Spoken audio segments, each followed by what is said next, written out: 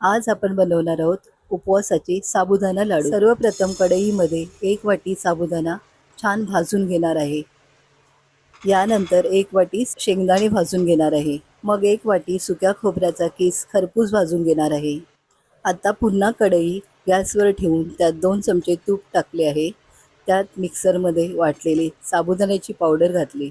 यानंतर भाजलेले खोबरे वाटून त्यात टाकले। मग 1 वाटी बारीक केलेला गूळ टाकून छान ढवळून घेणार आहे आणि शेंगदाण्याची पावडर टाकून मिश्रण एकजीव करून घेणार आहे। मिश्रण थंड झाल्यावर मिक्सरच्या भांड्यामध्ये थोडं थोडं मी वाटून घेणार आहे आणि ते प्लेटमध्ये काढून त्यावर अर्धा वाटी तूप मिक्स करून घेणार आहे। हातावर थोडे मिश्रण घेऊन लाडू वळून घेणार आहे।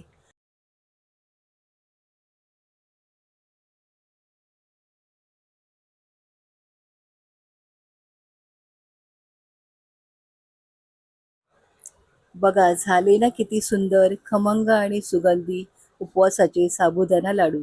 हे लाडू करताना स्वयंपाकघरात इतका अप्रतिम सुगंध दरवळत होता की लगेच खावंसं वाटत होते।